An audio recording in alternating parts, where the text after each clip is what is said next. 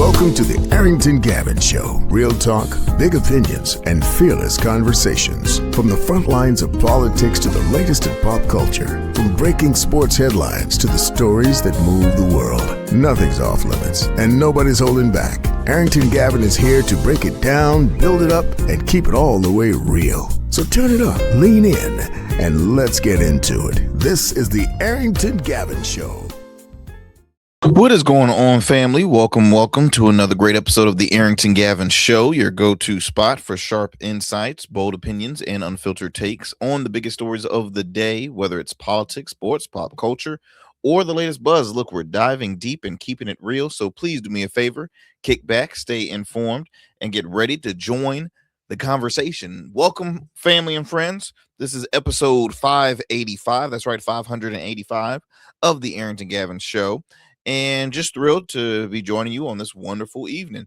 I hope you all are having a great one. Hope all the mothers, grandmothers, and mother figures out there had a wonderful Mother's Day weekend. I'm recording this coming off of Mother's Day, so that's why I'm just hoping that you all had a wonderful day. You guys deserve it. Gotta shout out the folks that the team. So I run a nonprofit, the Resolution Foundation, where our focus is to give back not just to the community, but to really give back to our youth in my home area of Hampton Roads. So every year we do an annual Mother's Day event, which is really showcasing and catering to the mothers, but proceeds from that event goes towards our cause. And we had an awesome turnout, man. I want to say a little over 150 people attended, which is great when it comes to putting on an event from your area, because Hampton Roads it was tough in general putting on an event where you want to that you sell tickets and people have to purchase those tickets, because you got to compete with the big wigs, right? You got to compete with when it's concert season, it's graduation season, we got world-renowned comedians that come in the area, so it's difficult to showcase and to promote an event trying to match up with crowd sizes like those. But we had a great turnout. Shout out to our amazing host Ashley Smith. She's a dear friend of mine. She is an Emmy nominated journalist. She is a regular anchor for ABC affiliate out here, 13 News Now. So shout out to her for hosting for year 3. Shout out to our live band, Zeke and Friends, my good friend Zeke, amazing vocalist, musician as well. Also our musical guest Jay Staten, he is a saxophonist, killed the stage. And then lastly we had we ended it with some laughs with my good friend comedian Allison Moore, also host of More Laughing in the Morning. She has opened up for comedians like Sinbad, Martin Lawrence, Adele Givens, just to name a few heavy hitters in the industry. But she ended the day off with some great laughs. So I just want to shout out and thank you to those who had donated their time to help what's what I'm looking for to help us put everything together, right? To help when it came to decorating. The evening before we had to, we decorate the tables, this and then the other. Thank you to all the vendors as well. And just want to thank you. I gotta shout out those, even though Mother's Day has passed on, y'all. I still want to just acknowledge, because we do some great work out there. So again, I just want to thank you for those that donate their time helping us, because it takes a village in order to achieve something so powerful. If y'all want to know more about our cause and about the foundation, do me a favor, go to our website, www.rugged-evolution-foundation.org. It explains our mission, what we have done so far, and if you want to contribute, whether that's monetary donation or just resources or supplies, any form of supplies that can help those young people in need, we truly appreciate it. My friends, look, on today's show, we're going to talk a little more in regards to this redistricting war happening now. The last time, and it's a battle, it's a war. Redistricting is happening all across the nation. Last show I spoke about how the Virginia Supreme Court struck down the the referendum that was brought up mostly by the Virginia Democrats in changing the congressional maps. We originally had a 6-5 where the Democrats had a one seat over Republicans, and then we see a push to change it to 10-1. And me personally, I knew it was going to be a challenge. I knew it was going to be a challenge. That's why I was really hesitant with the whole entire campaign in general. I was like, I'm for one, I don't like gerrymandering. Two, I'm not liking the whole 10-1 coming from a 6-5 to a 10-1. That's just, that was it was a lot. So fast forward, over 3 million people voted in favor for the 10-1, excuse me, for the congressional change. And Supreme Court said, they ignored over 3 million people's choice, and they struck it down. So, a win for the Republicans, a L for the Democrats. So now the big question is, what's next? What are the Democrats' next options? So we're going to talk about that later on the show. Also, Donald Trump, one of his, because he has a set aside from being the president, right? He has loads of different businesses, whether if it's Truth Social or Trumpy Bear or the watches he promotes. Yes, that's right. You ever see the commercial where your sitting president is promoting Trump watches? Okay, he has Trump wine. He has a Trump media company now, but this here shares that his recent the Trump media had took a huge loss in a recent quarter, which is no shocker because Trump is not he's not known of being a successful businessman. He's known to being a reality star. Okay, he's known to being a reality star. So we'll talk a little bit about that. Also, DC Mayor Muriel Bowser booed at a recent Howard graduation, the historic HBCU. And I'm like, wow, when you get booed in an HBCU, it's not a good look on you, Mayor Bowser. And it's something that kind of comes up because I spoke about it a while back where at South Carolina State University, the lieutenant governor was scheduled to be their commencement speaker. And the lieutenant governor has been very vocal about her conservative views, but not just only being a Republican, but being a Trump Republican. And kudos to the students at South Carolina State who spoke against the choice of having her speak at a commencement, being the commencement speaker, because they're like, hold up, why are you having somebody that is totally against our mission here at HBCU, who is totally against our culture, our community? Said it's nothing wrong with being a Democrat or Republican, but specifically a Trump Republican. And I mean, she was very, she doesn't hold back at all. And I get it. I was totally, I still am. I was in favor of the students for speaking out, but it brings a kind of like a broader conversation in why do not just why, but is it what's the word I'm trying to say? Why do universities have current elected officials as their commencement speaker? Is it fair to have them on, or is it just political? Is it all political and they ignore the student population? Like you usually get somebody that, for one, is a public figure, two, that can help motivate, encourage those students to say, hey, look, you're entering into the real world. I know you're going to do great things, but just want to, give you my upbringing and let you know, hey, look, if I can do it, so can you. And that's why you got to shine and do great things out here in the world.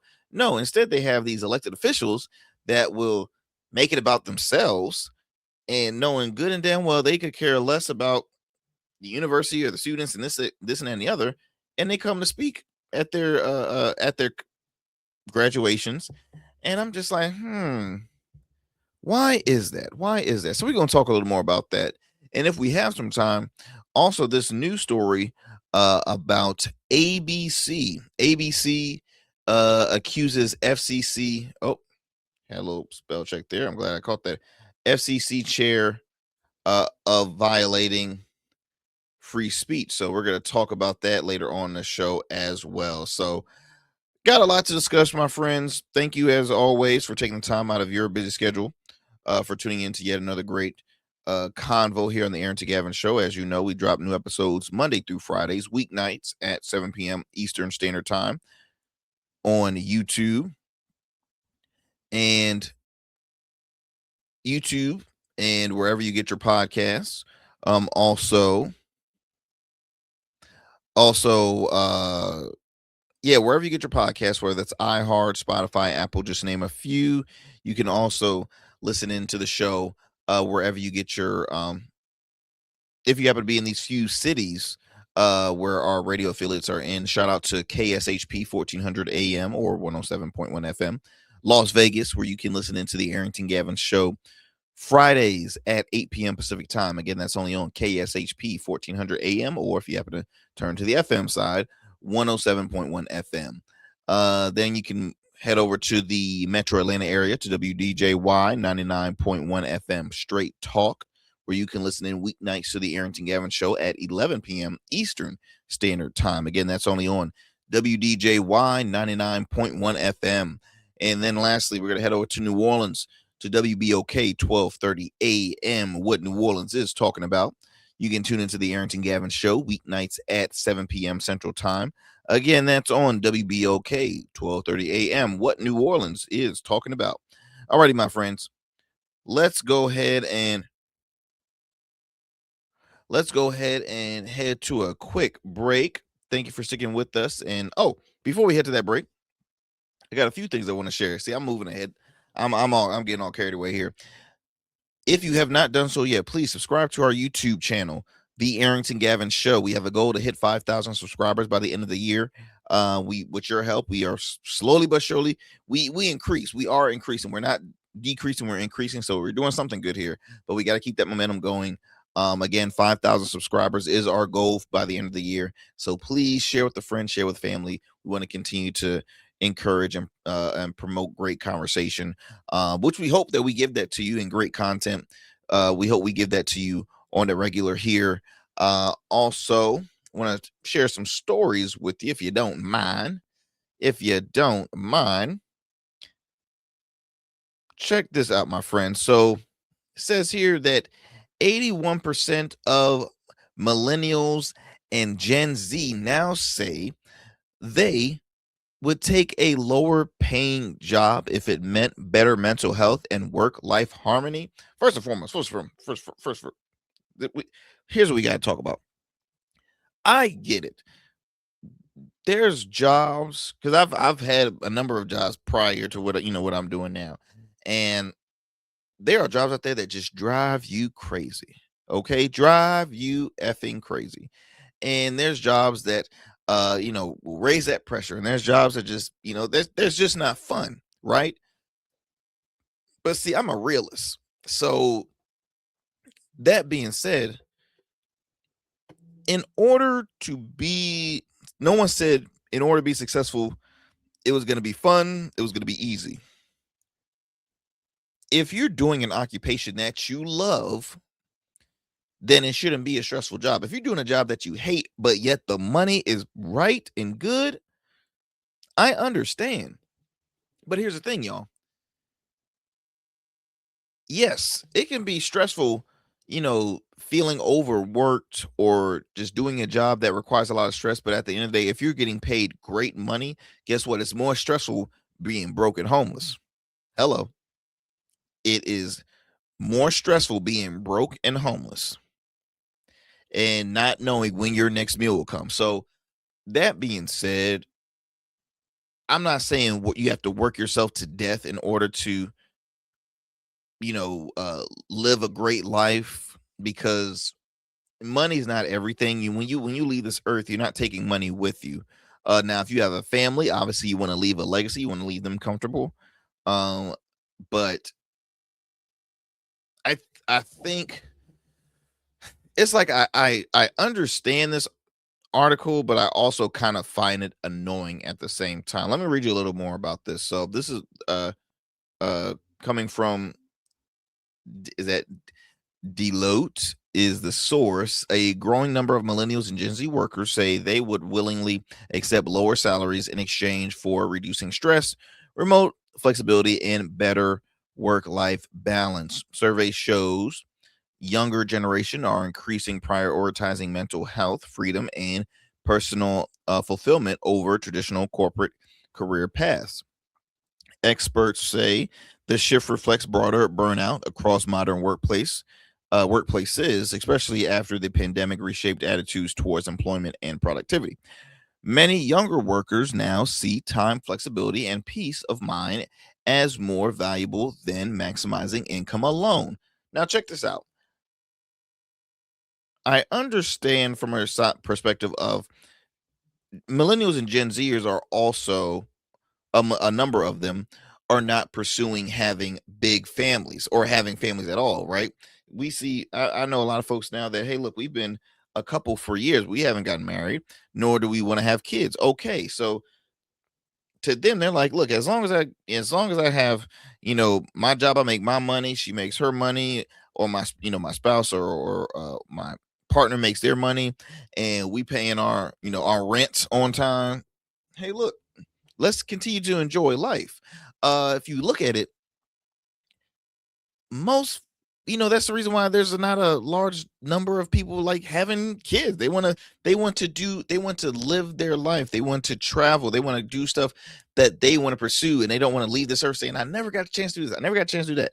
And again, we live in a world where everybody's trying to pursue careers as an influencer, as a social media celeb, and this and that and the other. And so when you have that flexibility, it's like, okay, I can do such thing as that. Mm. But then let me talk as a realist. Stuff is expensive as hell. Gas prices, grocery prices, of the cost of living is expensive as hell. So if you want to continue to say, well, I'm gonna work at some place, I'll take the pay cut as long as I have my sanity. Again, I go back to saying, you will have your sanity, but you're not going to have it if you can't afford to live on your own, or if you can't afford to live in general. Now, there is a number of people that stay with their parents at an older age, which I understand. I look at that as kind of smart because it gives them time to save money, build up good credit, right? And you don't know, possibly the house that they grew up in might get left to them. I don't know. It all varies. But when I saw this, I thought this was quite interesting because it's like what used to be the norm is no longer the norm. Like people would work strictly because for pay. Like you would get degrees on top of degrees on top of degrees because you knew if you applied for a certain position, automatically they're supposed to be giving you a higher pay than if you had just an undergrad degree. So it's like, okay, if you get a master's, you would receive one form of pay. If you have a doctorate, you receive a higher pay than if you had a master's and an undergrad. um but the way the world is, it's like everything is so misconstrued. Like I feel like certain things is like people been lied to. Okay, people been told one thing, and then it's like when the reality hits, it's like, okay, it's the total opposite. That's why a lot of folks would say, I wish I just pursued the vocational route, because at least I'm in school for a short period. I'm not increasing a lot of debt, building up a lot of debt. I can graduate in a certain period, go straight into the field, and make a lot of money. Now those jobs can be vigorous positions, whether if it's plumbers, construction workers, this, that, and the other. But I don't know. It's an interesting convo. I definitely would love to have with a group of friends. Maybe we should do a special on this on our YouTube channel. We should do something about that, because this is interesting. This is catching my attention. The more I think about it, it's like more things go in my head, but I don't want to spend too much time on this. Um Also, there is another story I want to discuss, because this is one thing, talking about not doing not doing not accepting higher paying jobs. But I want to have a black excellence report. This was a segment that we started a while back, and I haven't had the chance to do it in quite some time, just because it wasn't really like, I couldn't come across a really good one that I wanted to share with you all. But this one I really would like to share with you. So this gentleman just let's see, a South Los Angeles student is celebrating the incredible accomplishment of receiving not one, not two, but 65 college application letters, acceptance letters, excuse me, not application letters, 65 college acceptance letters, 65. Let me go ahead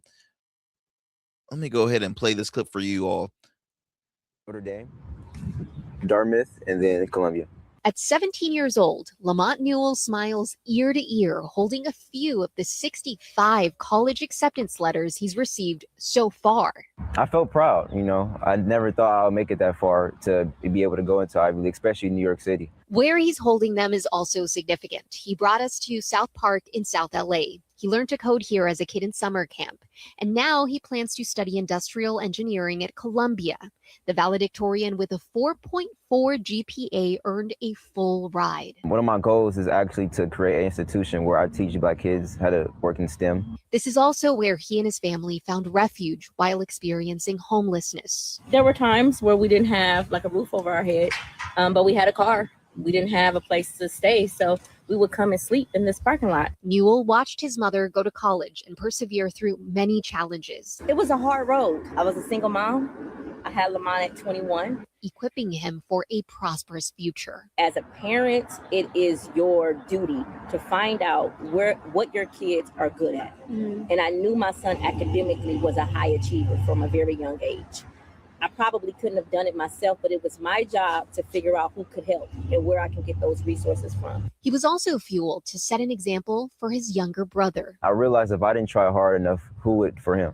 Newell is the first male in his family to graduate high school. His mother tells us the family has been impacted by gang violence and incarceration, making this achievement layers deep. This not only means something great to me, but it's very influential to my family as a whole, because now the youth that comes after him are going to see that there's another way out. Both offering encouragement for those listening. You may feel like during your situation there is no path out, but there's always an exit to your destination. We've in a million years we could have never thought we would be in this situation. Annabelle Munoz, ABC 7 Eyewitness News. And see, when I share you stories like that, and this is actually a perfect segue to this story, the conversation we were having in regards to millennials and Gen Zers, pursuing this due to, hey, look, we just want to make sure our mental health, this and that and the other is taken care of. This story always warms my heart, and stories like this in general. So this gentleman, him and his mother, it was just them, right? Just the two of them. Mom had him at a young age. They were homeless, living in their car, and she knew she had an obligation that, hey, look, I have got to work and do this and that in order to have a better life for my child. And she said, I knew he was a gifted student. I knew he was a bright young man. I need the assistance to help, guide me. How can I lead him to that? This joke about to be an engineer. 4.4 GPA. 65 acceptance letters. Let me tell you something. I barely got one acceptance letter. Okay. I was a struggling student. All right. But I didn't let that stop me. Right. I had a great support system. I had parents that kept me motivated. And so I knew that if the Lord gave me just one big break, I will make sure I will, make it up to him and work as hard as I can so I can get that degree. And I was fortunate to get that degree because not a lot of folks have that privilege. But I say all that to say there's folks out here where this young man said, look, I want to set an example for all, young people and those that are probably was in the same situation that my mom and I was at. And now he is looking to change the narrative. And so we want to, shout out the mom, shout out the student, and just shout out this story. I'm glad ABC shared this story because it was definitely needed. It was definitely needed. So let's go ahead and take a quick commercial break. Don't go anywhere, my friends. We'll be right back after these commercial breaks. You're listening to the Arrington Gavin Show. Every man has a story to tell. Your ambitions, your achievements, your legacy. Your suit should reflect that story, crafted precisely, designed for impact, and tailored exclusively for you. We work with only the finest fabrics, luxurious wools, silk, linen, and blends from world-renowned mills in Italy, the UK, and India. These fabrics are the foundation of custom suits that exude elegance and stand the test of time. But a suit isn't just about fabric, it's about fit, and it's about confidence, and it all starts with you. When you work with me, you'll receive a personalized consultation, whether in person or over Zoom.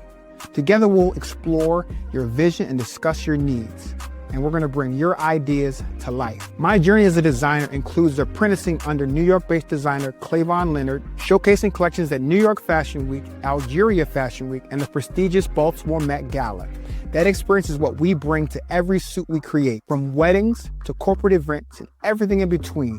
We specialize in crafting one-of-a-kind suits for life's most significant moments. Dapper Luke has been recognized as one of Baltimore's best menswear in 2023, and I was honored to be one of the 10 designers selected for the prestigious Baltimore Met Gala. With over 900 satisfied clients, we proudly serve Virginia Beach and Baltimore, bringing world-class designs to these incredible communities. We don't just make suits, we craft confidence.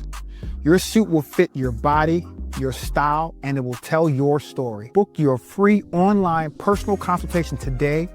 Visit www.dapperluke.com.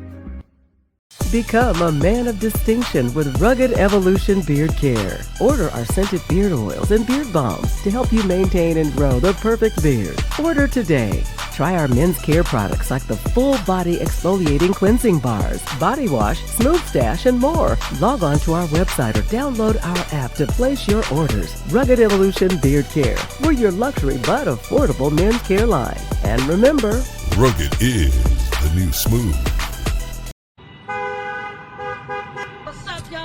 And we still in traffic. Don't look familiar, do I? Not in this seat. Hey, what's that you listening to? Here to host today. Hey, turn it up. With me? Yeah, this that new Gold Verse app. I got you. So y'all want to know where the goats are? They're off on the sidelines. Looking for fresh, relevant content wherever you go? What was the name of that he said? Introducing GoatVerse TV. GoatVerse, that's what it's called. The free streaming app that brings you the best podcasts, current events, and thought-provoking opinions all in one place.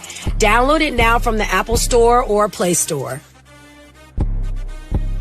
In Goats, we trust. Our risk from injury from a fall or car crash increases as we age. But getting older doesn't have to mean giving up on the activities you love. Take simple steps to avoid injuries, like doing activities that improve strength and balance. Get yearly eye and wellness exams, and talk to your doctor or pharmacist about the medicines you take. Also, tell your doctor if you've fallen or worry about falling. Learn more about aging without injury at cdc.gov/stillgoingstrong. All right, my friends, welcome back to the show. Welcome back. All right, so what do we want to start off with first?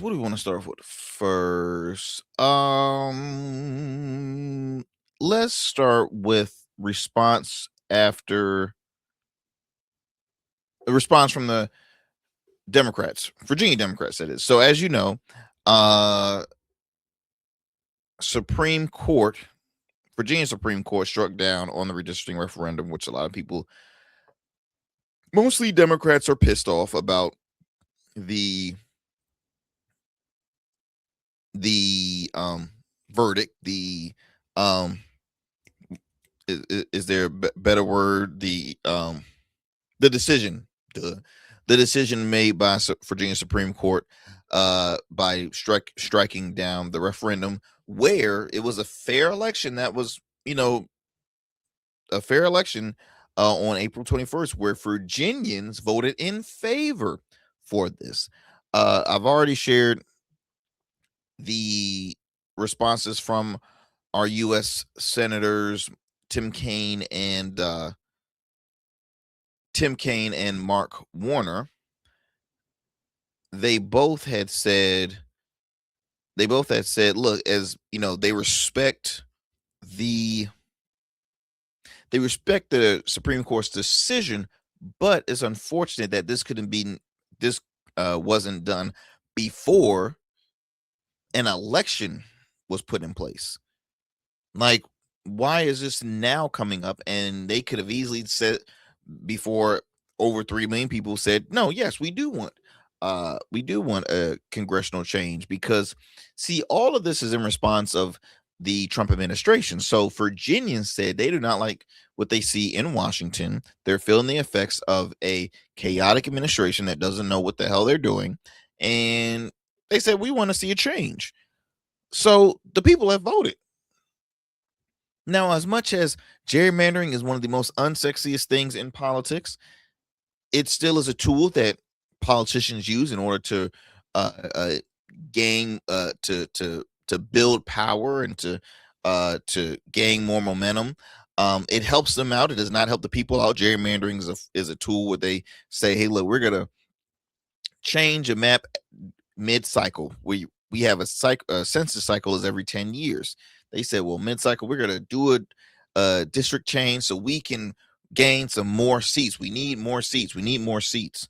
And so other states are succeeding on this. Tennessee has succeeded. Florida has succeeded. Louisiana is pursuing. Texas has. North Carolina, California did theirs. Okay. And so let me give you the update so far. So the gerrymandering update currently is Republicans has gained 5 seats in Texas, 4 seats in Florida, 2 seats in Ohio, 1 in Missouri. They're gonna be gaining more in. Oh, I'm sorry. They've gained an extra 1 seat in Tennessee, because Tennessee originally had a 8-1 congressional maps, and then after this recent one, they erased the only majority black district out of Memphis, erased that totally. And so they went from an 8-1 to a 9-0, all red. Okay. So they gained 1, Carolina gained 1, Democrats in California gained 5, and Democrats in Utah gained 1. So in total, Republicans have been winning this redistricting battle by gaining 8 extra congressional seats in order to continue having the majority in the U.S. House. When I read about the Supreme Court's decision, the first thought I had was, okay, what's going to be in the arsenal for for the Democrats? What is going to be their next strategy that they're going to do? Because now they're up a creek. It's like, okay, what do we do? What's going to happen? And this article from the Down Ballot, titled "How Virginia Democrats Can Overturn the Redistricting Ruling, Retire the Supreme Court." This is reported by Quinn Yeargain. The state constitution gives lawmakers complete latitude to set the judicial retirement age. So the question is, should they do that? Because the General Assembly is majority blue. The General Assembly is blue. The state Senate and the state House is Democratic majority. You already have a Democratic governor, you have a Democratic lieutenant governor, and you have a Democratic attorney general. So will this be the next thing that they will be pursuing? I was recently watching The Hill Sunday, hosted by Chris Steigerwald. There we go. Chris Steigerwald. And I enjoy watching the program. I like Chris Steigerwald. He's pretty fair, and he had Congresswoman Jennifer McClellan on, who was is still currently serving in Congress, but when she was elected, she was the first African American woman elected as a governor in the state of Virginia. And he asked her the question, like, okay, what's next? What's the options? Now, she never said, no, that's not that we're going to pursue. Her response when the question was asked about this article, are they going to try to change the age of Supreme Court to basically to remove these folks in Supreme Court? She didn't say no to it. She just said that the Democrats are going to be, the General Assembly will be trying to find all their options, looking at all their options of what they can do in order to change that. So let me read you a little bit about this. Democrats are looking for a way to overturn the state Supreme Court's recent decision invalidating the constitutional amendment, temporarily adopting a congressional districts that a majority of voters ratified last month. They have a simple and lawful solution: send the entire court into an early retirement. I mean, it don't get more comical than that. Says here, in one of the articles, of the Virginia Constitution gives the legislator ultimate. Let me actually see exactly which. See, this is why I wish I was smart like that kid that got 65 acceptance letters to college. Let me read. Let me see what Roman.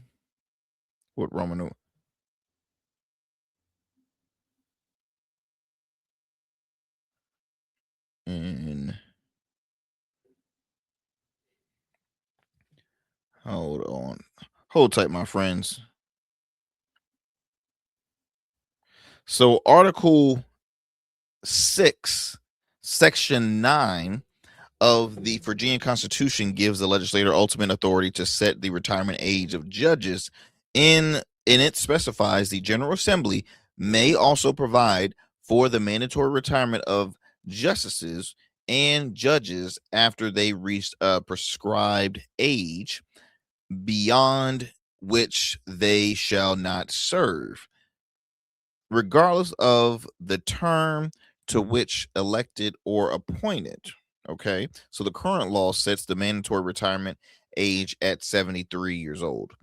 Any member who attains 73 of age shall be retired 20 days after the convening of the next regular session of the General Assembly following the 73rd birthday, following his 73rd birthday. Okay, so the number is arbitrary.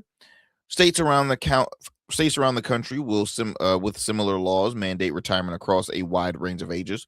Virginia lawmakers can simply lower theirs, make it 54 for Supreme Court justice.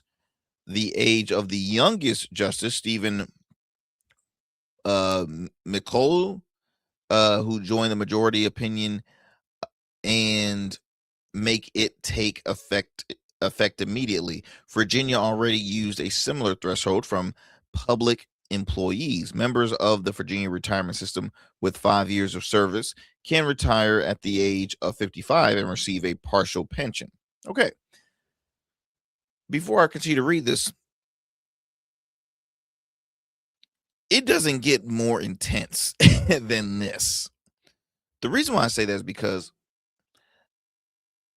how does this make the Democratic Party of Virginia look? How does this make the Democratic Party of Virginia look? Because I'll be honest, when I first heard about the redistricting, I was halfway on, halfway off. I was halfway on due to what we see happening from this administration. Again, I go back to saying I understand the reason, because if you got a president that keeps on calling up other states to say, hey, look, I need 5 seats, this seats, that seats, and this, I'm like, okay, I see you fighting fire with fire. But I also see other states refusing to do any form of change and saying, look, we're just going to keep it the way it is until we have our census cycle in 2030. Kentucky's done it. Okay. I believe Indiana's done it too. So when I hear those states that said, hey, look, we refuse to cave in with this administration, even though like states like a Kentucky is majority red, they said, no, we're not gonna do that. We're not gonna participate in any form of gerrymandering. Absolutely not. No. Keep it moving. Go to the next state. We're not doing it. So that being said, I'm like, okay, we could have easily ignored. We have 6-5. It doesn't get any fairer than that, and we have majority Democrats that are in office. Now I get it. If the data shows that, hey, these districts where these Republican elected officials are in, and this really is red, and most likely they're going to win it again for re-election. Okay, but to change a 6-5 to 10-1, to me that's unfair. As independent, I don't want to see a 10 Democrat district to a 1 Republican district. Now, again, I want to see. I'm against anything basically this administration stands for, primarily just the president. Okay, I don't like the tactics that they're doing. I don't like the fact that they say gas prices are doing great when obviously they're not. I don't like to hear that affordable cost is going down when we're seeing that it's not. It's just I hate hearing the opposite of things. And so that being said, when I heard about this, and I'm like, oh, 10-1 from a 6-5, that's going to be a stretch. It's going to be a very stretch, but it sounds more like a, hey, we're going to get at you. We're going to really get at you. And see, the person that was leading was Senator Louise Lucas, powerhouse, influential Democrat here in the state of Virginia. But Louise has been known to kind of go a little overboard. And what I mean by that is she is Virginia's Maxine Waters. There's times where she's on one and she's okay. I hear you. She's making great point. And I think sometimes she gets a little too personal, right? A little too extra in some moments. And I think this was it. There were moments she could have went 8-3. There was, 10-1 is a stretch, but hey, again, there's folks that are saying you can't criticize the Democratic Party on having no backbone. And then when they have this opportunity, when they have the power and they're utilizing that power, and Virginia's trying to provide an example for all other states in the United States to say, hey, look, this is what we did. If you got the majority power, use your power. So again, I respect her in that aspect. I respect the party in that aspect. But overall, I think it's like you got to be careful when you're trying to go head to head with Trump. You do. And got to be aware of the responses, right? I'm not saying back down. I'm not saying back down at all. The Virginia Constitution ordinarily requires a little bit of time for laws to come into effect. However, appropriation bills aren't subject to these restrictions, and the legislature hasn't yet passed its biannual budget bill. Modification of the judicial retirement age could be added to the next budget now, which is due by June 30th and would come into effect upon passage. Now, then after the bill is approved, the entire court would retire and new court would then be appointed. That court rehear the case and have the opportunity to issue a different ruling. Democrats might prefer other solutions, but if they want to see the will of the voters respected in time for the November elections, there are virtually no other options, and none which with a good chance of success as this one. Now, if the Democrats pursue this, does that help them in the midterms?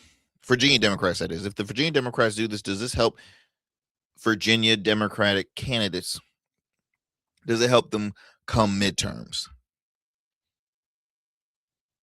Possibly, right?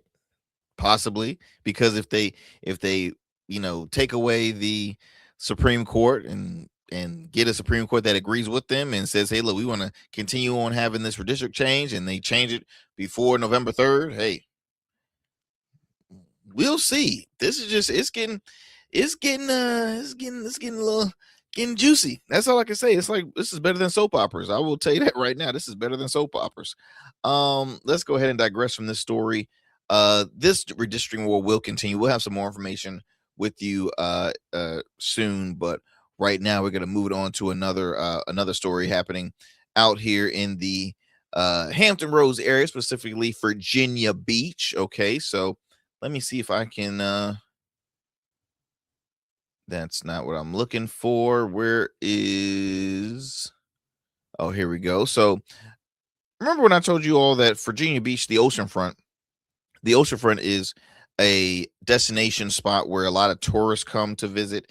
It's one of the most money generated parts of Virginia Beach. As I mentioned, you have all the hotels, resorts, beaches, bars, restaurants, you name it. And so in the past, I won't even say just recently this year, in the past, I feel like few years, crime has been kind of iffy in at the oceanfront. There's a low turnout when it comes to law enforcement, in my opinion. And when you bring on so many people that attend the bars, they get, it's hard to try and watch over a big group of intoxicated people, and you're like an army of 20 compared to 2,200. Okay, something's gonna go down. So fast forward, crime has increased at the oceanfront to the point where at first they talked about having a curfew for teens, and then they just said we're going to do a temporary curfew for all ages, adults included, right? And so it was 3 short temporary days, but it was on the busiest days for the oceanfront. There's, the weather is nice now. Oceanfront beach shops, they can't make their money without, people here. And the curfew, I think, was like ended at 9 or 9:30, and there was folks that were out there past that and they got arrested. There was folks that lived on the oceanfront that said, look, I went out to grab a smoke and I got arrested. So you have a couple of cases happening right now, but currently they're back in business. I think the curfew is over as we're discussing it right now, but city leaders are pursuing a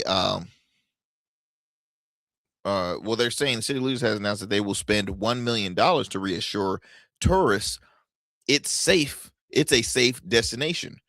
The oceanfront, that is. They're trying so hard to say, hey, look, come on, it's safe. The water's great.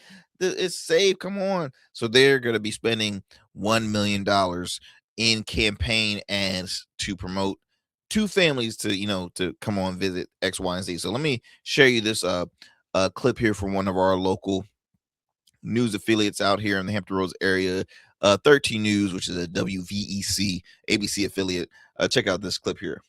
Virginia Beach's oceanfront briefly turned into a ghost town after police enforced an all-ages curfew mid-April. It was in response to 2 shootings that injured 14 people, but remained controversial from start to finish. I did speak to some council members and expressed the hope that they would do something to make up for the catastrophe, I don't know the way to put it, of the curfew. But now the curfew is lifted, and Virginia Beach City Council specifically wants more families to visit. It's why they are spending $1 million in an advertising campaign called the Surge Campaign to entice families to come visit from cities like Atlanta, Charlotte, and Washington, D.C. And I think we just have to, convince folks when they come here that this is indeed, the safe city that we say we are. John Zirkle, president of the Oceanfront Hotel Association, says he is in full support of the marketing campaign. Zirkle says every year, tourism brings in a $3.9 billion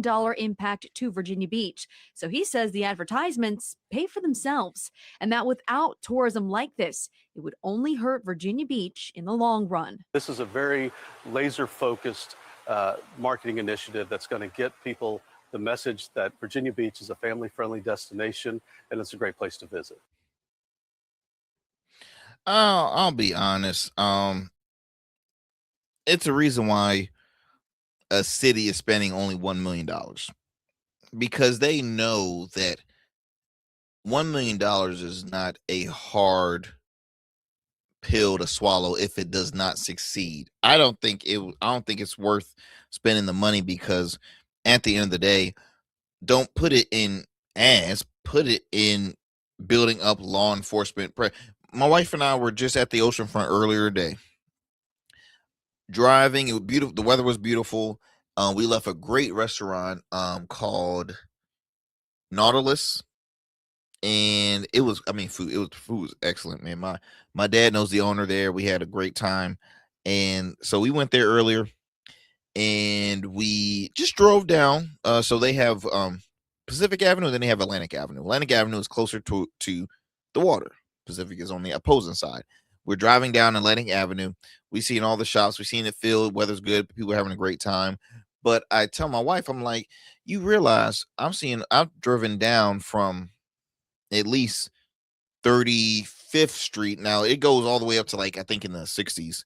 But I was on 35th Street and I went all the way down to the low numbers. I did not see not one officer in sight. And that's not a dig at law enforcement. It's a dig at the city, because I'm like, okay, why is it that you don't? Now it is a weekend, but still, when you have a lot of people in one vicinity where you have a lot of bars, it's a possibility that something could happen. Now, could the law enforcement officers be all on the boardwalk? I don't know.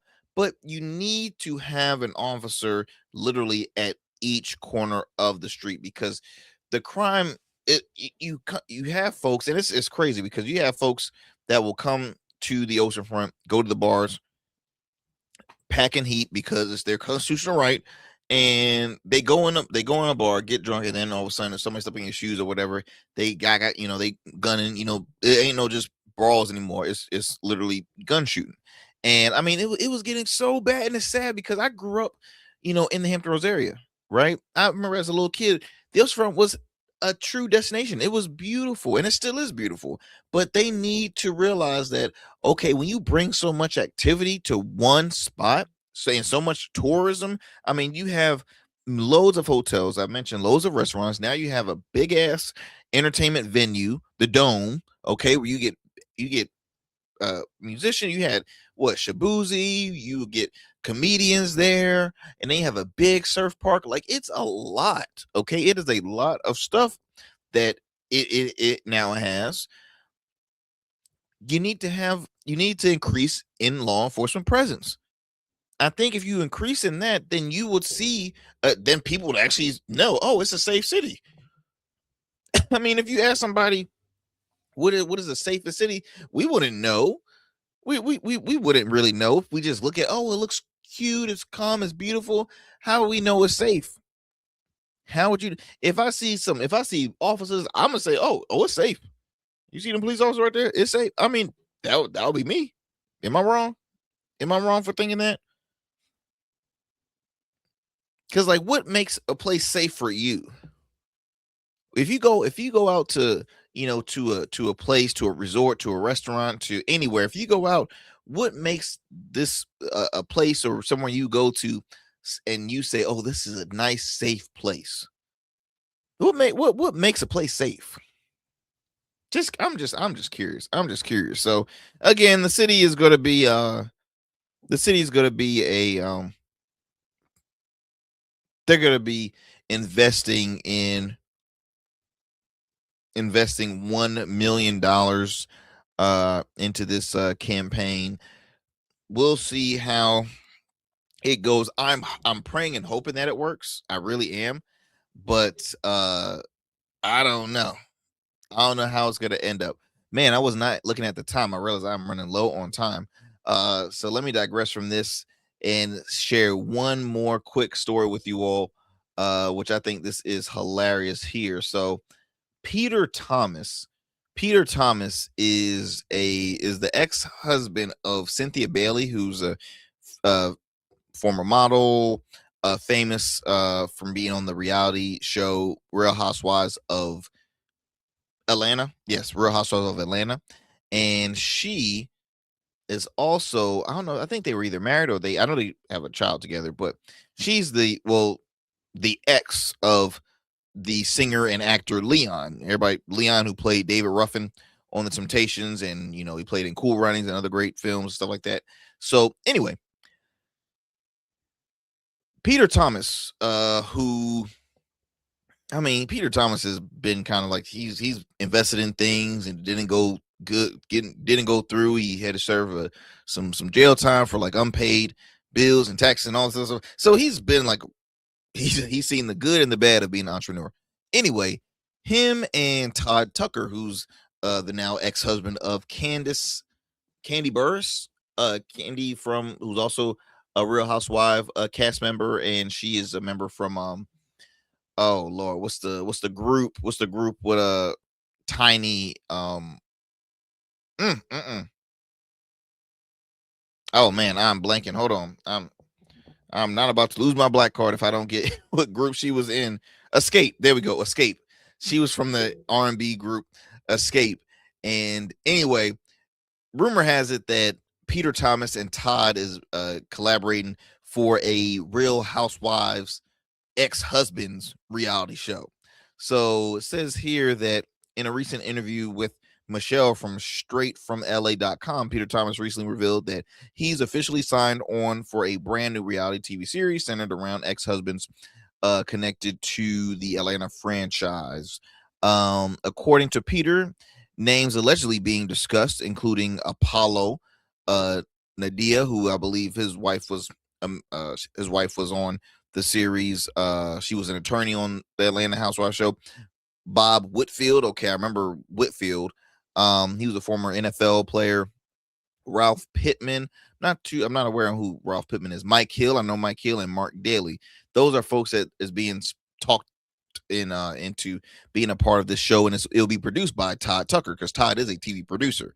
I think he worked behind the scenes with the reality show as well. So, I mean, I guess it'll be interesting. Hear from their side. I mean, why not? You see how successful the Housewives franchise has been, and not all those housewives are actual wives. Some of them are just exes that are on the show. A lot of them are exes if you think about it now. But Mike Hill, I mean, I hope Mike doesn't do it. I know Mike Hill through journalists. He's a popular sportscaster and journalist. He is, I think he's on Fox Sports, but he also was an anchor for the short-lived Black News Channel. He hosted a morning show along with Sharon. I think it was Sharon Jones. I think her name was Sharon Jones. But he's very, very successful, and he's now in a new relationship, looking very happy with one of the co-hosts from Love It or List It. I'm blanking on her name, so don't get me lying, but I think this is a little too, like, I think this is beneath Mike Hill. I'm just, and look, not trying to come after all the other guys. I don't know what the hell they're doing. I think last time Bob Whitfield was he was an assistant coach at a university. But I'll be honest, when I hear Peter Thomas name in the news, it's never for like good stuff. So I think this is like him trying to stay relevant, be in the limelight. Peter liked the limelight and all that good stuff. Todd Tucker, he had a good divorce. I mean, it's not like a good divorce. Every divorce is not, I guess, good, but he ended up getting some, a good benefit out of it. So look, he's a free man doing what he does. He has his own money, this and any other. So, I mean, I'll be curious if it goes into play. I wonder which station or which network or streaming service will pick it up. But we will see. We will see how this all pans out. But I think when it comes to reality show about your ex-husband, it's kind of tacky. I mean, reality show in general is just very tacky. My friends, look, that is my time. Thank you for sticking with us. As always, stay safe, stay informed, and I will talk to you soon for another great convo here on the Arrington Gavin Show. Peace and blessings. I'm out.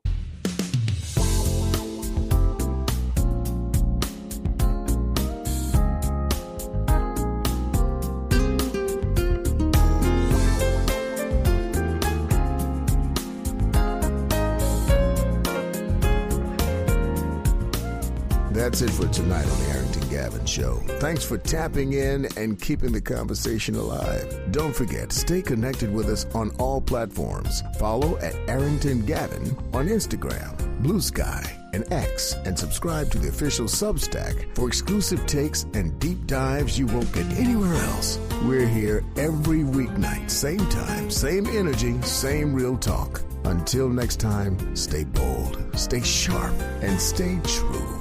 That's what we do on the Arrington Gavin Show. Peace.